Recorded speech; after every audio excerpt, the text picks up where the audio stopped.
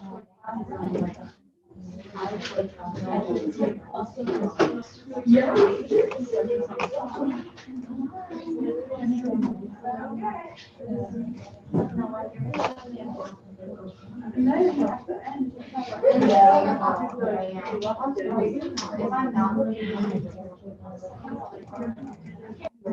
I don't even know what they are, to be honest.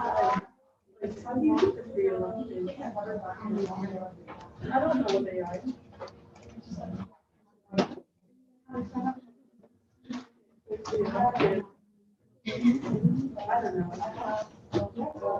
I don't know.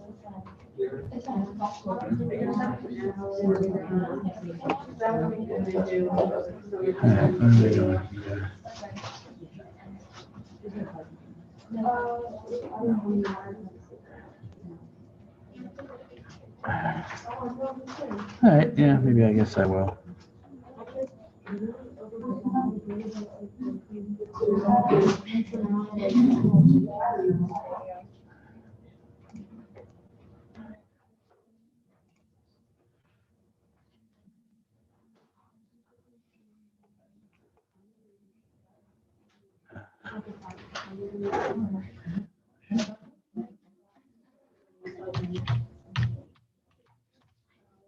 You're dying.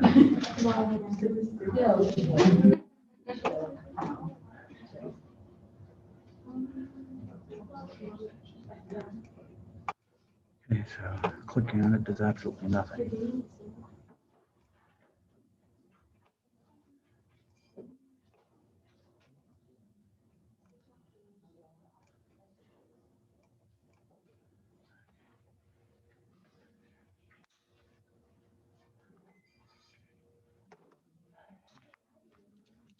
House is here. Here. It's absent. Okay. Ms. Cortazar. Where are you, Ms. Cortazar? There you are. And Ms. Dunstan. Dunstan. Ms. Eppheimer. Eppheimer. Eppheimer. Ms. Fusco. Ms. Gartner. Ms. Gartner. Chris Cabbage. Don't ever move, Miss Chris Cabbage. Ms. Kistner. Ms. Kratz. Ms. Kratz, Lily Kratz. Ms. Krawinkel. Peralta. Oh, wait. Excuse me. That's wrong. Leonard. Okay. Ms. Margalis. Ms. Morgan. Isabel. Okay. Mr. Paniagua. Ms. Rentschler. Rentschler, so. And Ms. Raya. Yes. Ms. Swartztrauber. Ms. Shaw. No. Ms. Smith, sorry. Ms. Shaw. Ms. Shaw, excuse me. Mr. Slacktish, Ms. Smith, Mr. Stolzilgi, Ms. Volch, Ms. Waits? No, Ms. Waits? There's Ms. Waits, okay. And no, and Mr. Marino, okay. All right. Good to see you back again. And I was going to start with this. You can see it, this little video that I found just from Jewish daily life. If you're an observant Jew, I believe this particular person is might be a rabbi, but I'm not sure. But he's a Jew, an observant Jew. I believe he's a Reformed Jew. Nevertheless, they have this thing. There are many practices, daily practices in Jewish life, prayers that you have to say, but it's not just praying. Your whole life is governed by the religious practice. And the various halakot that might be given by God. And one of those halakot is that when you do certain actions during the day, you have to wash your hands. And he also gives a blessing for when you eat bread. You can't just eat bread. You have to eat bread the way God wants you to eat bread. Okay, so this is also part of this video. But it's mainly hand washing, but especially hand washing before you're going to eat bread. So the two are combined by this guy. So here we go here. Let's see what he says. Yes, the Perelman Jewish Day School.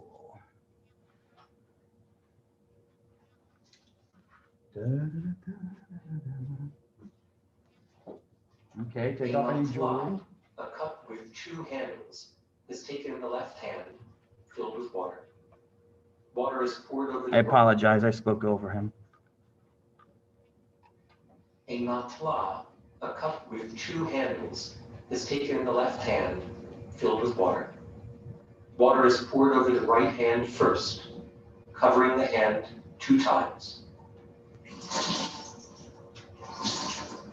The cup is switched into the other hand, and water is poured over the left hand twice. Place the cup down, and holding the hands up before drying them, recite the blessing.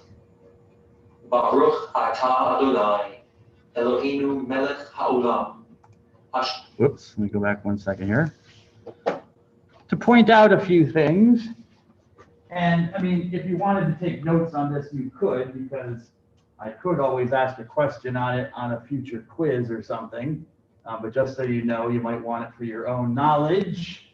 Might show up on a quiz or the final exam, but nevertheless, he's showing you how to wash your hands properly before eating bread. Now, he said take off jewelry, but I noticed, I guess the Lord doesn't consider a watch jewelry, you know?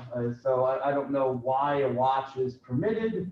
Let's say a ring is not. I guess a wedding ring would have to be taken off for a man or for a woman, but jewelry seems, for me, more connected with the feminine side, but the watch is not, I guess. I don't know. It probably would have to be, I'd have to ask why he's wearing a watch.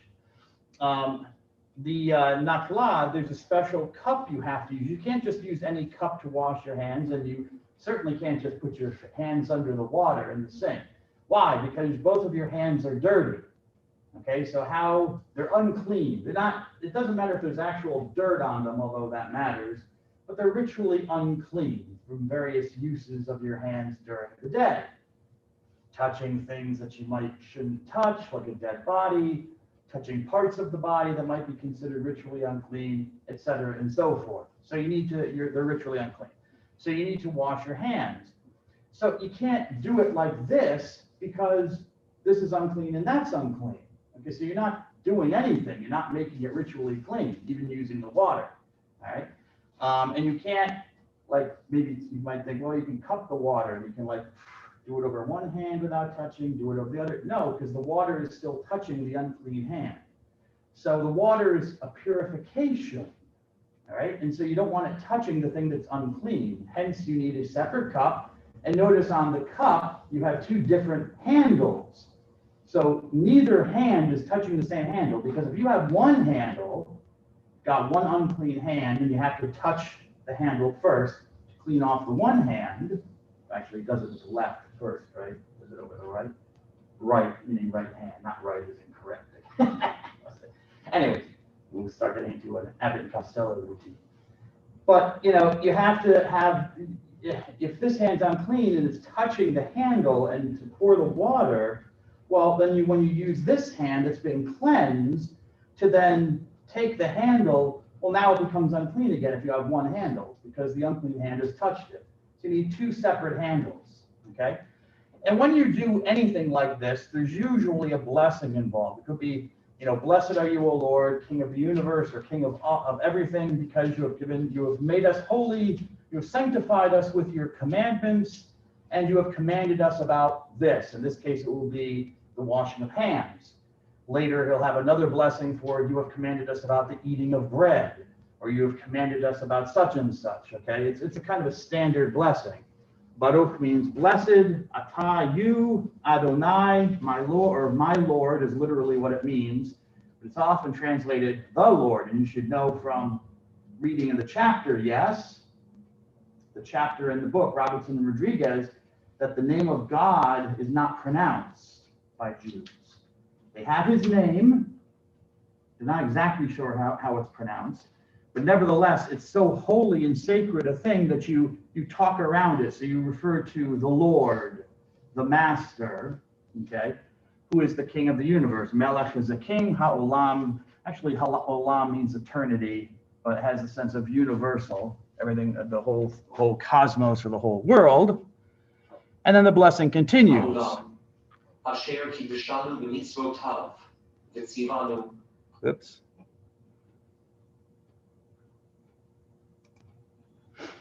Asher means who.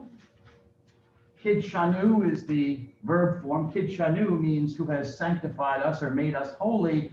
Ba mitzvotav, excuse me. Now, you should recognize this by now. Mitzvah, yes? And the plural of a feminine is mitzvot, yeah? A singular masculine ends in eem in the plural, all right? So you should at least, even though if you don't know the rest of it, or most of it, maybe you'll recognize this, the commandments, mitzvotav, your commandments, because the possessive is added on. And this is a little bit harder. You have commanded us, sivanu, this siv from mitzvot is used as a verb form. So you have commanded us. It's a little bit harder to see there in the Hebrew, but it's there. So you have made us holy by your commandments, and you have commanded us about the washing of the hands. Netilat yadayim. Did I get that right? Whoops. Oh, come on. Come on, Rabbi, you're killing me. Okay. Yadai, hand. The hands are then dried.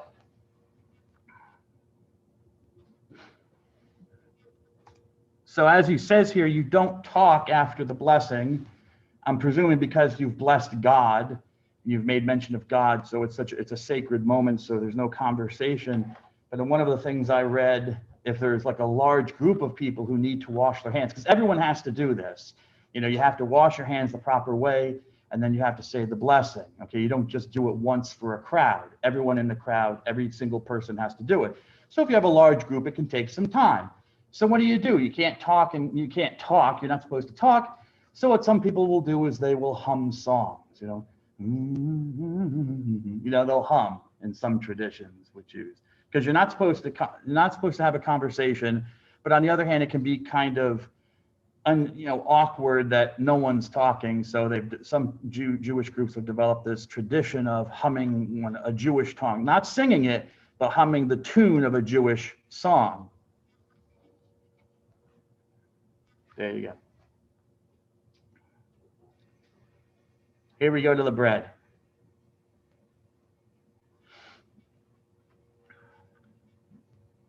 Baruch atah Adonai Eloheinu melech haolam hamotzi lechem min haaretz.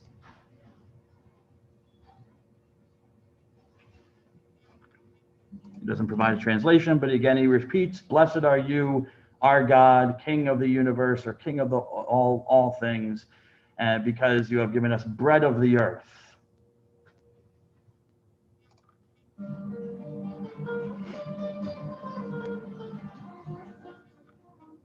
Shabbat shalom.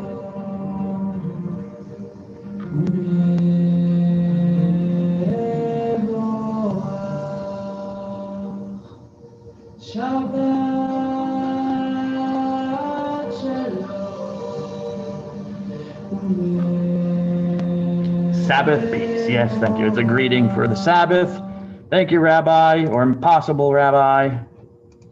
What if you can get rid of your kitchen garbage? Push the button. Don't ask me what if, because I don't care.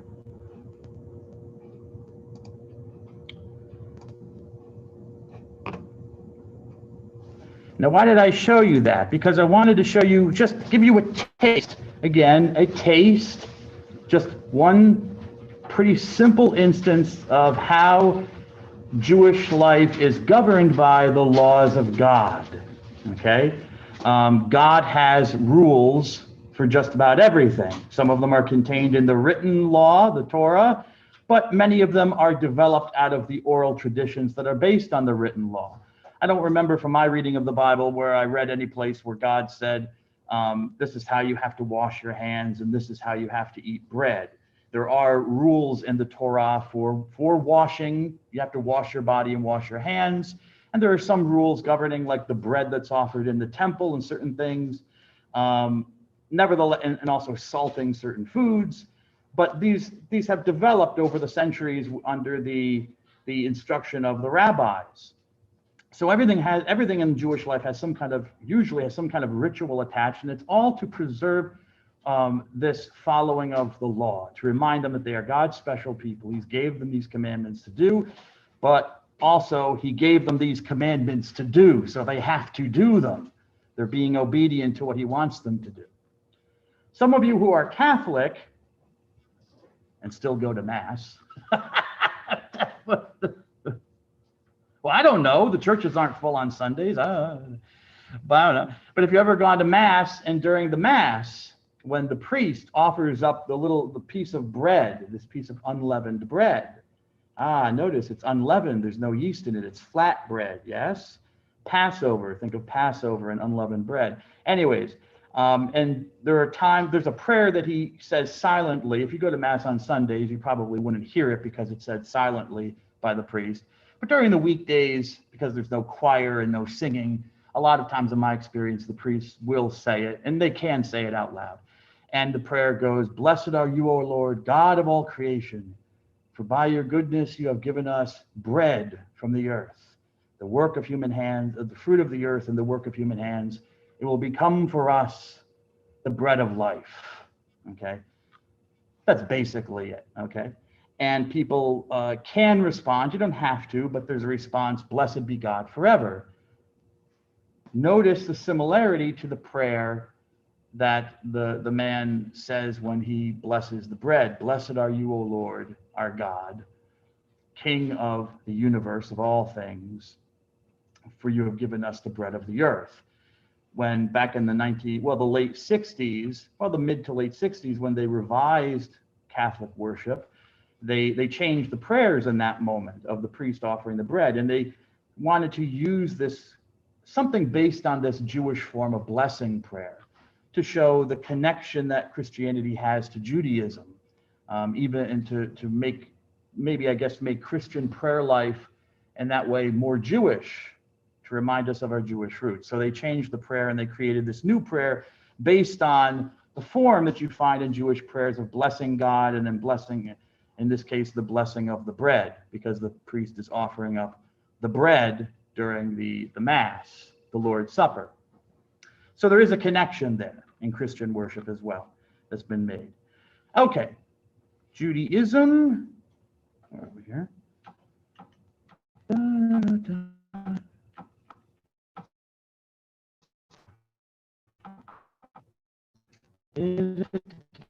Covenant, 10 Commandments. Okay, well, we've got 2 slides here. No, actually, I thought I had 2 slides. Where's my other slide? There we are. I added some slides. The 10 Commandments. There's your definition of the 10 Commandments. A collection of guidelines, commands, rules, if you will, instructions for living, for human conduct that were given by God to the Jewish people. They are called 10 Commandments because, well, I'll tell you in a moment. I'll tell you in a moment, they're called that, but they're basically 10 laws given by God to Moses. 10 laws given by God to Moses.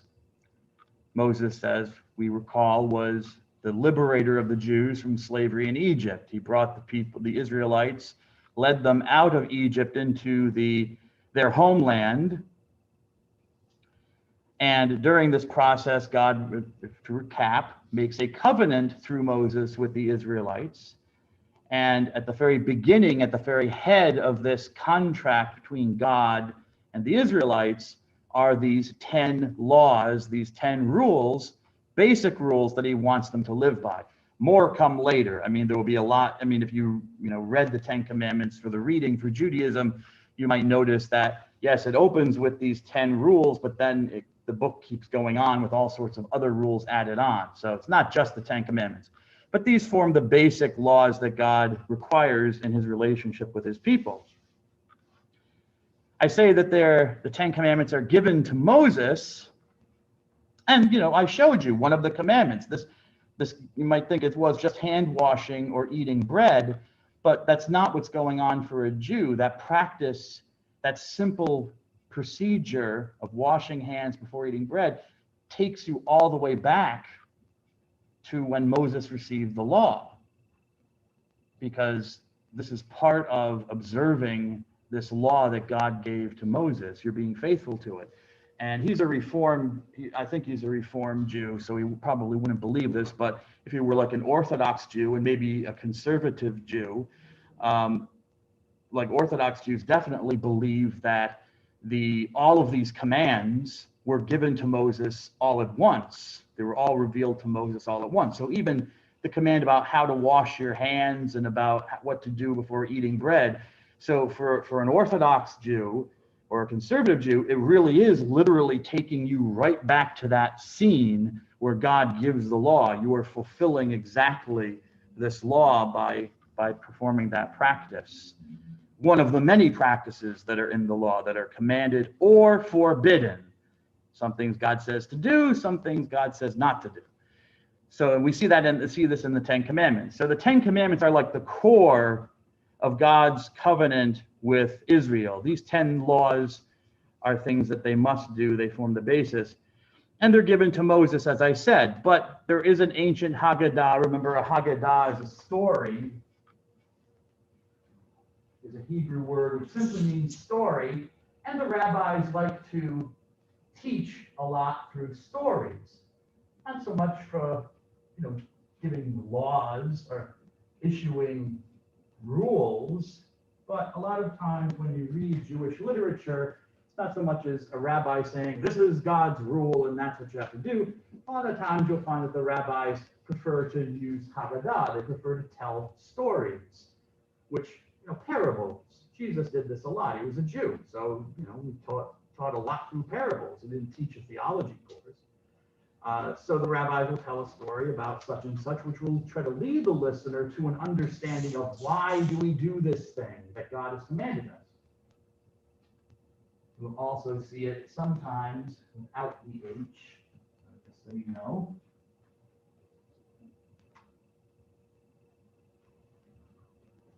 I don't know why, because you see both ways, and it's the same thing, story. So there is an ancient Haggadah in regards to this, the 10 Commandments, that states that the commandments, the tablets that were given to Moses, these pieces of stone on which God wrote these commandments, were actually created on the first Sabbath of creation. So if even if you're not a Christian or a Jew, you probably know the plot of Genesis, about the days of creation, that on 6 days God created the heavens and the earth, and on the seventh day he rests, he relaxes. Okay, that's the Jewish story of origins, the origins of the world. God is the creator of the world. He creates different things over different days, a series of days, 6 in total, and once he's completed his work on the seventh day, he rests. Okay, and the seventh day, therefore, Sabbath, Shabbat, I think I went over this with you, which simply means seventh day, the seventh.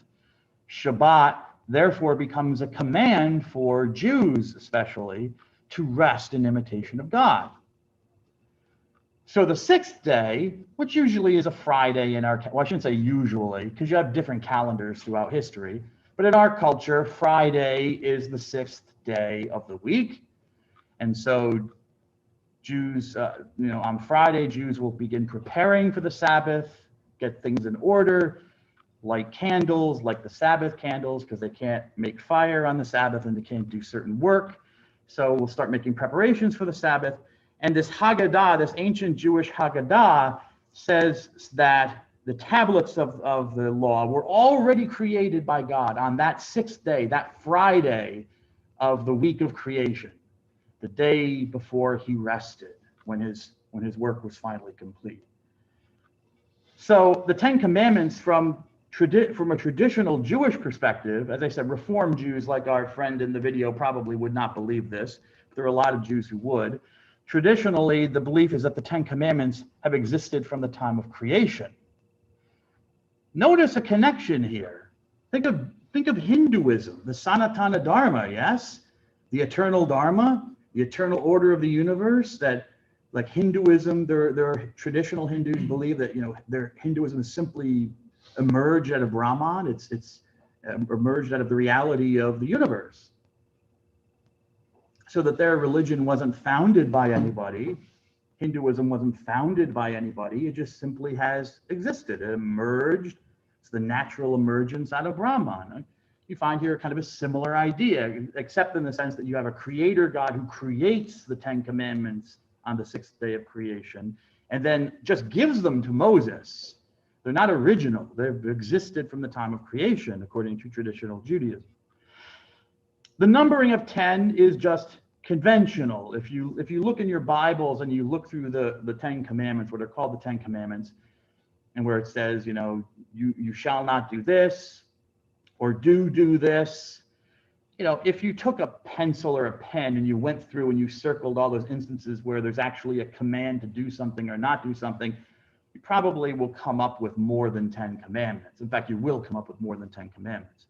How do you get 10 commandments? Because some commandments are combined, okay? Like the first, well, I'll show that to you in a moment, but so the numbering is conventional.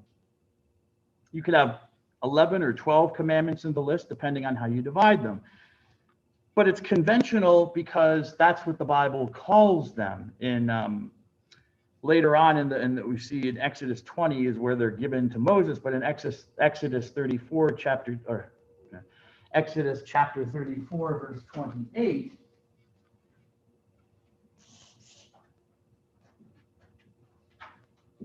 Exodus 34 verse 28. You find this statement. Where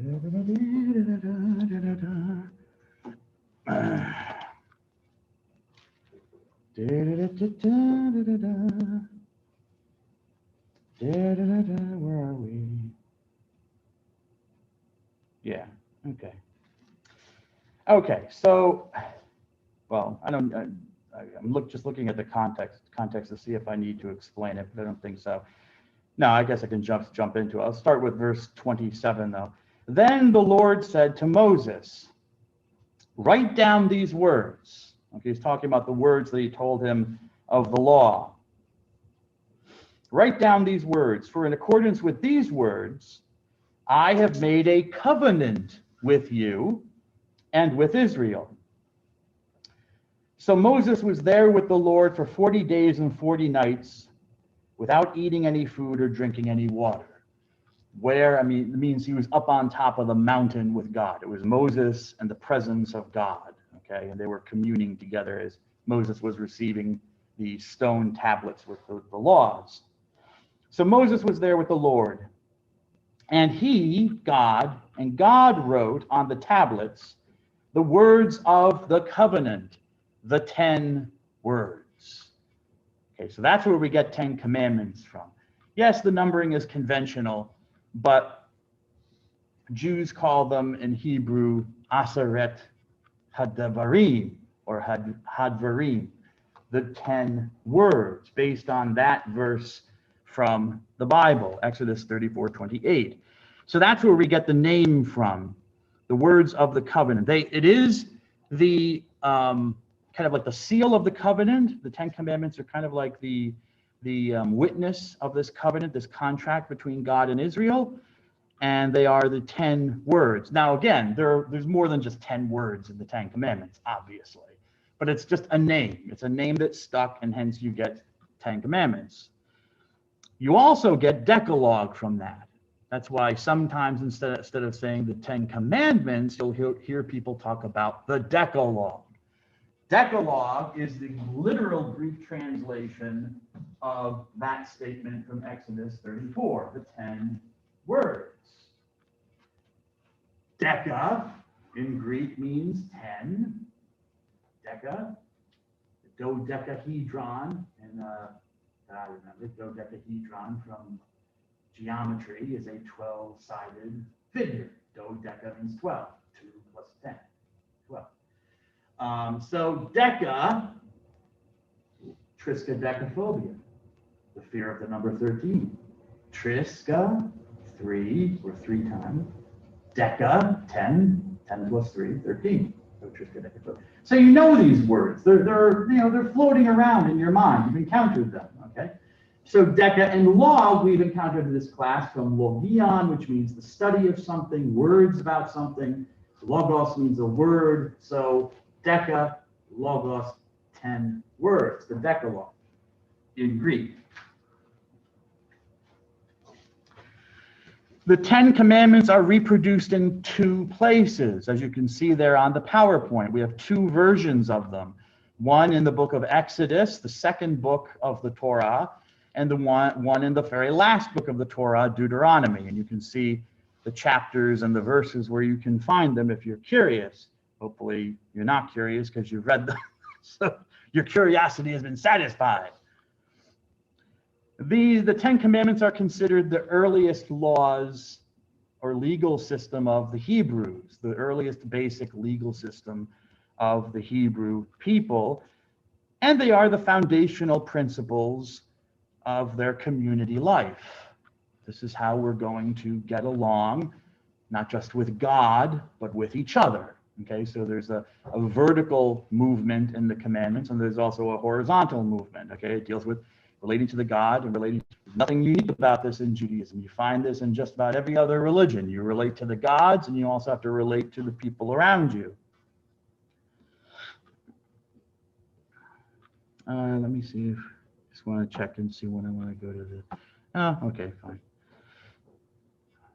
The 10 Commandments, according to the story, were written on stone tablets by God himself. Moses simply receives them from God. Although the idea of a God giving laws, particularly writing laws on stone tablets and giving them to a human leader, this is not another thing. This is not unique to Israel or to the Jews. We find this in the surrounding ancient Near Eastern culture. Let me see if I have my picture. And this idea is not unique to the Jews. We find this in the surrounding culture. This idea of the God of the people gives laws, oftentimes inscribed in stone. Why?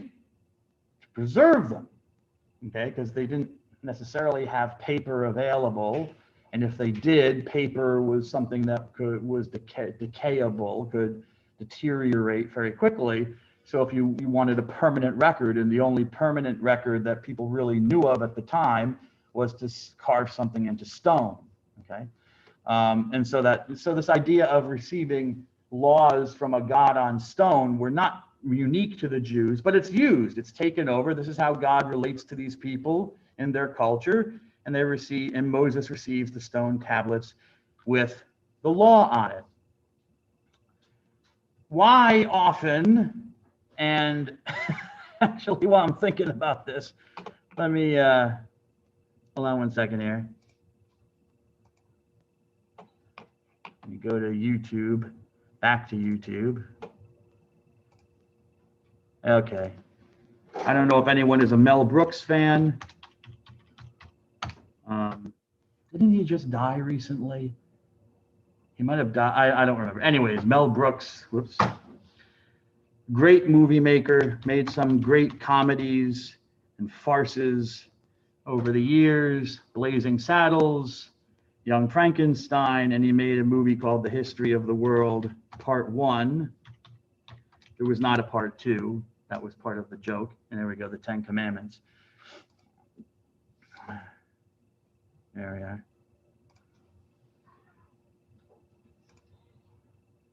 And the conceit of the movie, the concept of the movie, is to give a history of the world, you know. So he starts with the Stone Ages, people living in caves, and he's moving along, and he goes to the Old Testament, then he goes to the Romans, and has parts with Jesus, he goes to the Middle Ages. And so there are all sorts of funny, silly things that happen to these characters who kind of go through each scene of history. This is his retelling of the giving of the Ten Commandments. Moses went to the mountain, and God spoke unto him. Moses, this is the Lord thy God, commanding you to obey my law. Do you hear me? Yes, I hear you, I hear you. That's not to hear you. What? Nothing, forget it. Oh, Lord, why have you chosen me? What did you have me do for you? I shall give you my laws, and you shall take them unto the people. Yes, Lord.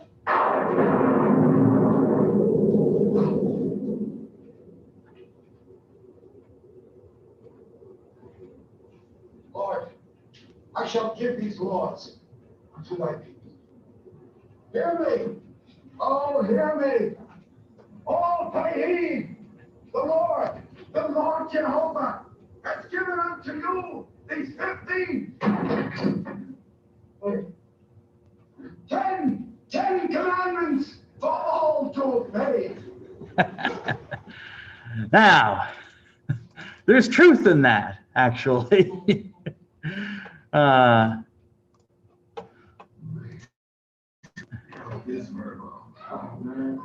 thought that I took care of it, but I didn't. I hate you, YouTube.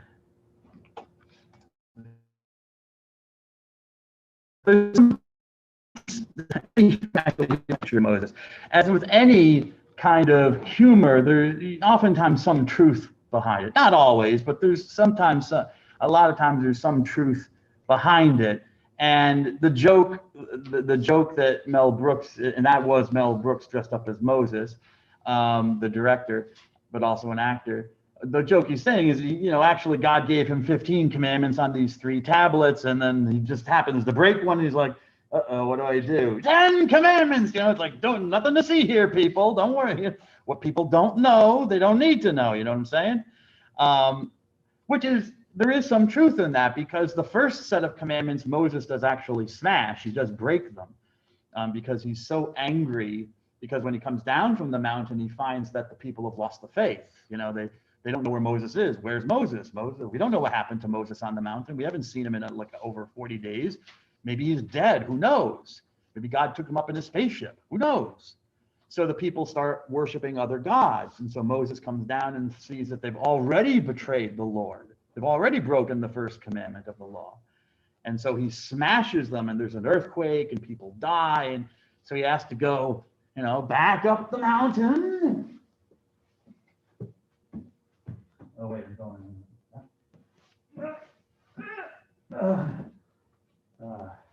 Ever do those in your exercise class? The mountain climbing? Oh, yeah. He goes back up the mountain and gets a new set from the Lord. Now, there's a mistake. You'll see images like this, and you saw the image in the movie where he's holding the 2 tablets. And usually you'll see these images, these pictures of Moses coming down with 2 tablets, and they have the commandments on one side and the rest of the commandments on the other. No, that's not why there were 2 tablets. I mean, why didn't God just put all 10 commandments on one tablet? Ooh, I shouldn't have done that. I winded myself. Give me a moment. Don't call 911 yet. Okay. Do you need to take me, Lord, now? No? All right. All right, I've been reprieved for a little bit longer. Why didn't God just give 1 tablet to Moses? Why 2? You know? Think about that. Well, there was a reason, again, from ancient Near Eastern culture. You made copies. You know, if I make a contract with you in the ancient Near East, there are no photocopiers, there are no scanners. I can't take my phone and take a picture of it.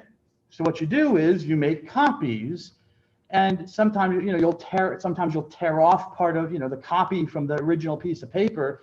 That's another way to verify that it came from the same piece of paper if the tear is correct. But also you just might make an whole extra copy. Say this is a copy of the contract between so-and-so and so-and-so. You've got it, I've got it, it's in our records. So that's what God does. He gives Moses the 10 Commandments on 2 tablets so that the Israelites can have a copy. God has a copy, and now Moses has a copy. The Israelites have a copy. So that's why there are 2.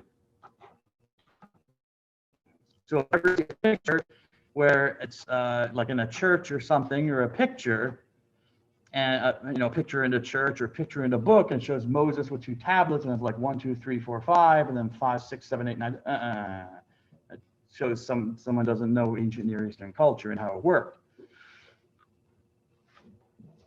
Now, if you're an Orthodox Jew, a very traditional Jew, there are those who believe that on those tablets, God actually gave the whole law on those tablets somehow. I guess it was a miracle, but somehow it wasn't just the 10 commandments themselves, but actually the whole written law was given to Moses on those tablets. We have 2 versions, as I mentioned, in Exodus and Deuteronomy. Each version is pretty much the same as the other. The version in Deuteronomy is probably, Old Testament scholars believe, an older version of the 10 commandments than what's found in Exodus, even though Exodus is an older book and Deuteronomy is written later. That doesn't necessarily mean that a later book cannot contain older traditions, and that seems to be what happened here with the 10 commandments. The 10 words that are in Deuteronomy seem to be in an earlier form that is found in the earlier book of the Exodus, actually.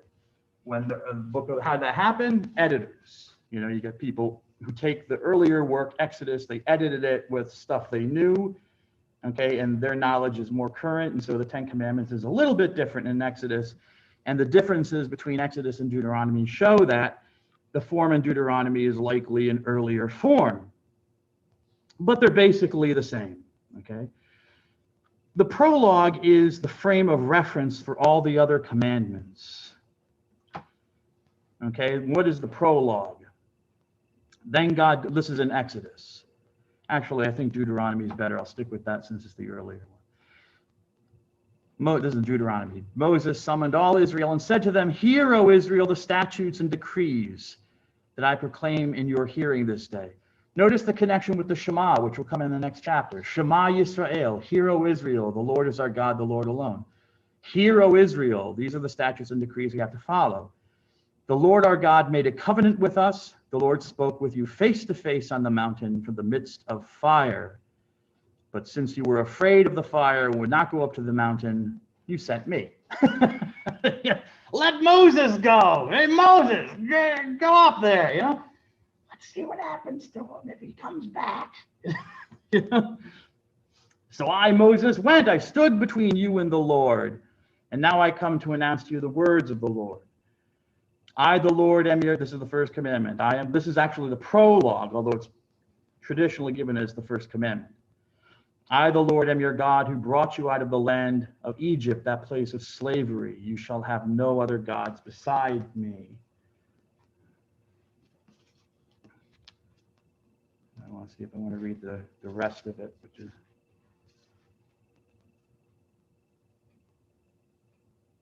Nah, I don't need to. Well, it's in the Sabbath day. So this connection is made, and I believe it's also made in the later version in Exodus. I, the Lord, am your God who brought you out of the land of Egypt, that place of slavery. Okay, so that's the prologue. God reminds them of his salvation of the Israelites from slavery in Egypt, the Exodus event. And so the prologue, this first statement by God, sets the commandments within the context of his redemption, his salvation of Israel in the Exodus event. God who has saved the Israelites, now he's the God who saved them, no other God. Therefore, he has an exclusive claim on the Jews and demands their loyalty in their worship and in their social life. And so these are the things that he wants them to do. Do not take the name of the Lord your God in vain. So, for example, in taking an oath, again, in ancient cultures, when you had no way of really proving if someone said something or not, unless you were there, and then, of course, in case you hadn't lost your mind, you know, or you forgot what the person said. But, you know, you didn't have video or a stenographer. So a lot of times in a lot of cultures, they relied on making oaths to the gods or the spirits, because they know, if not everything, they know a lot of things. They know what's being done in secret. And so they can punish me if I take an oath in their name and then break my oath. So that's what's going on here. Don't take the name of the Lord in vain. If you're going to take the Lord's name in an oath, you should honor the Lord's name by doing what you say. And this has extended, of course, this has an extension to not using the Lord's word as a curse word, because a curse is part of oath taking. You know, you bless and you curse. You know, you will be blessed if you follow it, and you will be cursed if you don't. So the Lord's name for Jews should not be used in that way. Keep holy the Sabbath day. And notice the reason that the book of Deuteronomy gives. Not just that God has commanded it, because why has he commanded it? Remember, you were slaves in Egypt, and the Lord your God brought you there with his strong hand and outstretched arm. That is why the Lord your God commands you to observe the Sabbath day. Okay? So again, we find the Ten Commandments being placed in this context of the Exodus event. It's a very important event in Jewish history, and in basically everything Judaism goes back to that one event that makes them a people. So observing the Sabbath day, of resting on the Sabbath, it's not just about, okay, oh, he's such a good God, he wants us to relax and tell us that, we shouldn't be worked to death. Life is not about dying with your boots on, there's more to life. All right, fine, that makes maybe good for preaching in the synagogue or in the church or something. And I'm not saying it's not true. He is a good God and does care about us and everything, because even the animals have to rest on the Sabbath, not just human beings. But that's not really the ultimate context. It's the Exodus. Honor your parents. Don't kill, which is generally understood in the sense of murder, okay? Because there are a lot of laws that God gives after where the punishment is death. So you have to kill. So the interpretation of the rabbis and, Christians as well as theologians would be that not killing the innocent. You should not kill the innocent. Don't commit adultery. So don't have sexual relations with someone who's not your wife, your husband, your spouse. Don't take stuff that doesn't belong to you without permission, stealing. Don't bear dishonest witness against your neighbor or false witness. And by extension, it means lying, telling an untruth. But again, think of the cultural situation. When you have a court system in the ancient world, you have to rely on the truthfulness of the witnesses. If the witnesses are intentionally lying, well, how do you prove it? Especially 2,000, 3,000 years ago, when you don't have our modern court system. And even our modern court system screws up sometimes, all right? Did they have an adversarial process? Yes, they had one back then. You had people that were, you bring everyone together and you'd ask, oh, did you see this? Did you really see that? Well, I saw this and that's not what she saw. Okay, so they did have a kind of adversarial process. But if ultimately you get a couple of people who come forward and they conspire and say, we'll say that we saw Bob do this, for whatever reason, that's not a good thing, and you probably would lose the case. So God says, do not be a dishonest witness against your neighbor, meaning in the courts. But of course, it has an extension later understood to not being a liar generally. Don't covet your neighbor's wife, or don't desire your neighbor's house or field, or his slave, or his ox or ass, or anything that belongs to him. I will give credit to the person who wrote down the stuff in Deuteronomy, because if you look in Exodus, the whole commandment is don't covet your neighbor's wife, or his slave, or his ass, or his animal. And at least the Deuteronomist was enlightened enough to separate out the wife from the slaves and the animals and the stuff that they got. It also tells you who the commandments are directed at. Wife, not husband. So God knew who he had to work on, didn't he? God knew who the troublemakers were, right? Males, men. And in fact, in the Hebrew, if you don't know Hebrew, the verbs, or you don't know, I don't know if anyone here has studied Arabic. I don't know if they teach Arabic here at Misericordia, do they? Arabic, yes, no? No? But Semitic languages like Hebrew and Arabic, the verbs are attached to the gender of the speaker. So we don't have this in English. So that's not me. So for example, we can tell from the Hebrew command form that it's you male do not kill. You male do not steal. He's talking, the commands are directed first and foremost to males. So of course females are included. I mean, I'm sure the Lord doesn't think that women can cheat and steal and commit adultery and covet other people's stuff, but that's not how they're directed. Where did I put that? Okay. Just turning my page, looking for my definition of covet. So what do the 10 Commandments require? I've kind of gone over that, but this is just a summary. The worship of the Jewish God and no others. Okay, that's first and foremost. You don't worship any other God. Why? Because I'm the God who saved you. A respect for human life, parents, other Jews. A respect for marriage, adultery, coveting another man's wife or spouse. Property, not taking another person, not stealing, but also not desiring to take someone else's stuff. There's a weekly day of rest, and it enjoins honesty in the courts. Now I can get to covet. If you ever wonder what the word covet means, it simply means to desire or wish for something excessively. Okay, that's what covet means. This is my definition. To wish for or desire excessively or beyond an acceptable limit. That is what covet is.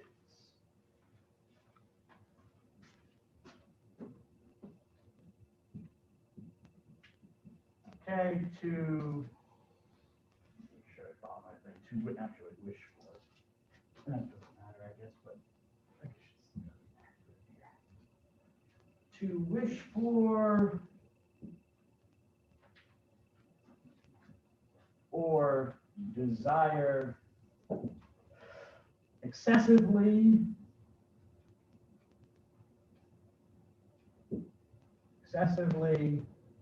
or beyond an acceptable limit. So basically, covetousness, or to covet, what it means here in the commandments, it means this in the word, is to want something beyond more than you really should want it, especially if it's not yours to have. It's probably, I'd say covetousness is kind of like a sister of envy in that way. It's envy is like I want to take that away from somebody. I want it for myself. It's not just appreciated. Notice it's excessive desire. Okay, it doesn't mean that another human being can't recognize, oh yeah, he's got a pretty wife or she's got a pretty husband or something like that. That's not the meaning, recognizing that, or saying that, yeah, I would like to have a house like that, you know, that he has or he owns or something. Yeah, or that kind of car. I mean, that's not necessarily covetousness or sinful. It's not what it's getting at. It's an excessive desire where it becomes, in essence, your only desire, or more of your desire than God, or following the rules and the law of God. Okay, so it's an acceptable limit. It doesn't mean that, you know, you can't have an appreciation for what another human being has or is, but that it's not your intent to desire it above everything else, because God should be your ultimate desire. And also, you don't want to take away from the blessings that God has given another person, as if they don't deserve it. Like, I should have that, and I should really, why is he really getting paid that amount of money and I'm not, you know? That might be covetousness. Covetousness, the Latin word, or excuse me, the word covet comes from Latin and simply means to desire, to wish, or to long for. cupio in Latin. I'm not going to write cupio down, just write the meaning. Again, to desire, to desire, to wish, to long for, desire, wish, long for. Also has the meaning of to be interested in something. So an excessive interest that you don't need to have.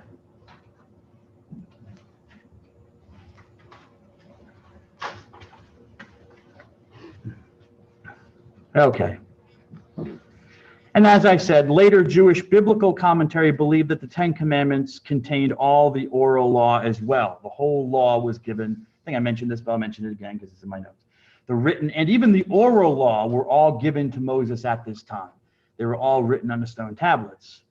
And as Robinson and Rodriguez say in the textbook, the Ten Commandments of the Torah are, quote, are the Torah. The Ten Commandments are the Torah, quote, in condensed form. So as the textbook describes the Ten Commandments, they are like the whole Torah, the whole law, the whole instruction that God gives, all the laws and commands, condensed down into these 10 words for the Jew. So the Ten Commandments are an important governor for Jewish life. Another thing I want to mention, because it's a good summary of Jewish belief, is the 13 principles of faith. Actually, did I did that, yeah. Whoops. These things called, this thing, I should say, called the 13 principles of faith, which is a good summary of Jewish belief, although it is not without its problems, as I'll mention in a moment. What are the 13 principles of faith? Well, it is the name generally given to a number of statements of Jewish belief made by this Jewish philosopher, great thinker, genius, really, Moses Maimonides. Sometimes I say the 13 principles of faith, but also if you go on the internet and you'll look in books, you'll also see them called the 13 articles of faith or the 13 principles of belief. Okay, there are different ways, there's synonymous terms, okay. But when I came across it doing my research way back when, and it was called the 13 principles of faith, and that's a common enough title that you'll come across. So just so you're aware, if you see it called like the principles of belief or the articles of faith online, no, it's not necessarily a mistake. It's just that you can translate the thing differently, the words differently, synonymously. And as I said, they come from this man, Moshe ben Maimon. Moshe ben Maimon. Moshe means Moses. Ben means son of, and Maimon, who was his father. So Moses, son of Maimon. It's like saying, Jane Johnson. Johnson means the son of John. All it means. Jackson, son of Jack, or James. So Moshe ben Maimon, also known as Moses Maimonides, also known simply as Maimonides, most commonly known amongst Jews as the Rambam or Rambam, simply Rambam. I told you with Tanakh that Jews like acronyms. They like a lot of slang in Judaism, which makes it sometimes very hard to converse in it and to learn it. And this is an example. A lot of the rabbis, instead of constantly saying Moses Maimonides or Moshe ben Maimon or just Maimonides, they have this acronym for Rabbi Moses ben Maimon. Rabbi R, in capital, Moses or Moshe, M, B representing the Ben, or son of, and then Maimon, the last M, and you put in the two A's because it's an acronym in Hebrew, and it comes out as Rambam. Right? This happens all the time. You have, what's his name, very famous rabbi from the middle. I don't know if he was a contemporary of Rambam or not, but Yitzchak, what is his name? Solomon Isaac, I believe, or Solomon ben Isaac, Shlomo ben Yitzchak, which becomes Rashi. You've got other Ragbag. You have Rabad, and these are just acronyms for different rabbis. Rabbi, Abraham ben David, Avraham ben David, Rabad, or sometimes Ravad. Okay. So he's commonly called the Rambam. They use this acronym to describe Maimonides. And when did he live? I should have changed that on the PowerPoint, excuse me. But that is actually wrong. That's the traditional date of his birth, 1135, and then he died in 1204. But actually, I learned that further research has established his birth was actually later than that. It was 1138. So make that correction on the PowerPoint if you have it, or simply make it in your notes. Okay, because that was what scholars believed. But now through further researches, I don't know how, but they've determined that 1138 was actually the date of his birth. He died in 1204. He was born in Spain, so he was a Spaniard or a Spanish Jew. Those of you who might have looked in the textbook know that Spanish Jews are from the cultural form called, begins with an S. Anyone know it? Anyone remember it? Maybe I'll give one extra credit point if someone remembers it, and we'll say it. No? Don't remember it? The two cultural forms, they're mentioned in the textbook. Sephardi Jew, the other form being Ashkenazi. Sephardi Jews derived from Jews from Spain and Portugal, that region, ultimately from that region of the world. So he was a Sephardi Jew from Spain. Well, what happened? Well, Spain at the time was under the control of an Islamic empire, an Islamic kingdom, I guess you could say, government. And the government changed, and the rulers, the Islamic rulers of Spain at the time became much more extreme in their understanding of Islam and what to do with the many Christians and Jews who were in Spain, living there still, who did not convert. And so this more extremist form of Muslim rulers decided, well, we'll give you some ultimata. You convert to Islam, you willingly go into exile, meaning you leave, or you die. So those were the choices for Maimonides and his family. And so they chose to go into exile. And so they went from Spain and ultimately ended up in the country of Egypt, where Maimonides or Rambam spent the rest of his life. As I said, the guy was a genius. He worked himself to death, quite literally. They believe he died from exhaustion. But he was a philosopher. He was a physician. He was a doctor, a medical doctor of the time. And he was also a Jewish scholar and a leader in the Jewish community. And he wrote books. And in one of his books called Kitab As-Siraj, translated into English as the Book of the Lantern. What a lantern is, you have a light that you hang somewhere, you burn you have a little contraption with glass and you light something inside and you hang it somewhere like a lantern. You can also carry it around. It's a lantern. So the Book of the Lantern. The name, you wouldn't know this, I guess, but the name is not actually Hebrew. He wrote it in Arabic because, of course, he was from Spain and they were under Muslim rulers. So he knew Arabic as well as Hebrew, and I would presume as well medieval Spanish. But he certainly knew Arabic, and so he wrote this book in Arabic for the most part. So the title actually is not Hebrew, it's Arabic, Kitab As-Siraj. Kitab means book, and a siraj is a lantern. And in that book, he gives what came to be his famous 13 principles of faith.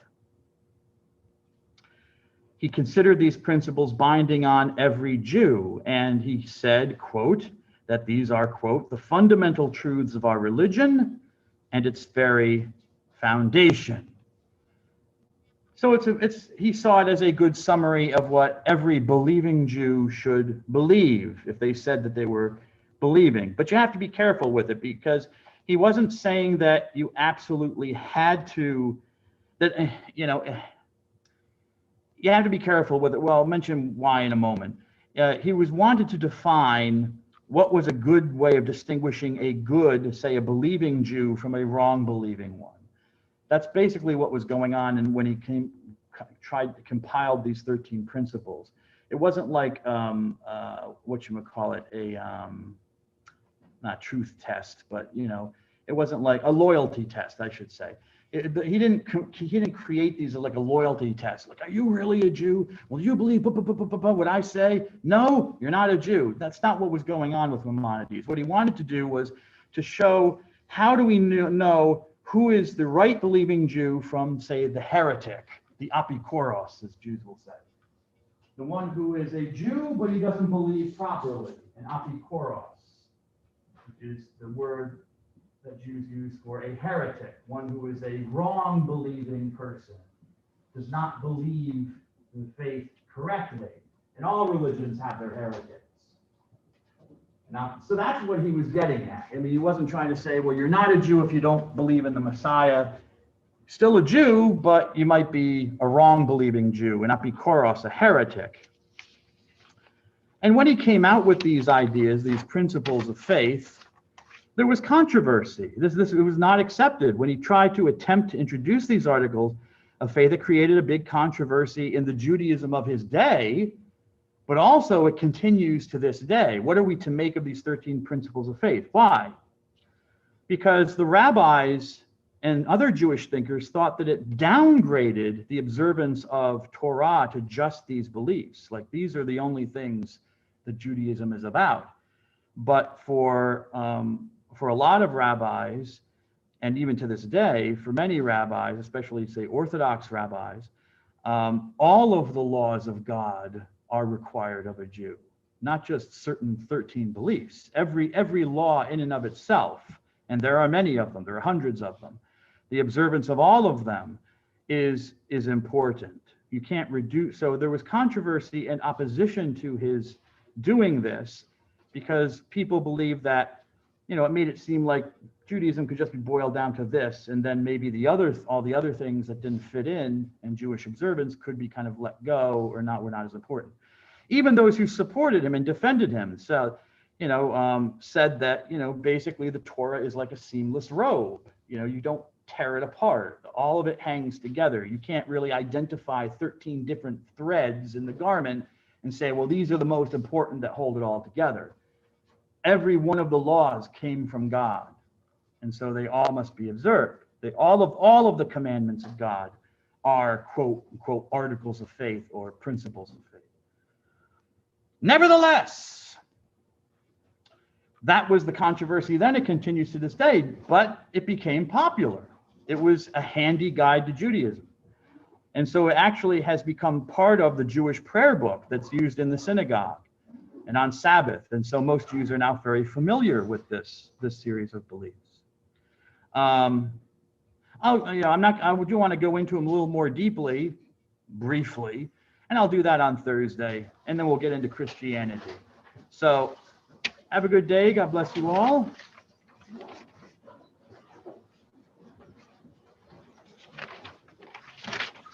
I spent too much time on 10 Commandments. I gotta take this off.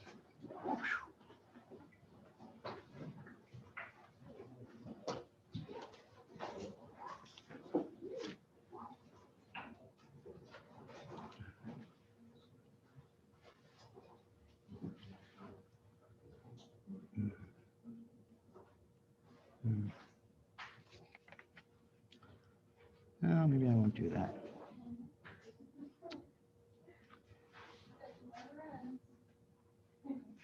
Yeah, but she's gone.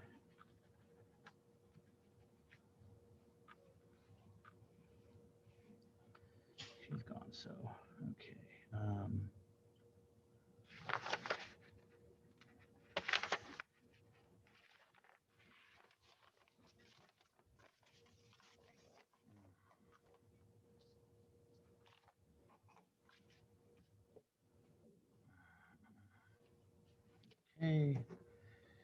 All right, so let's take this off.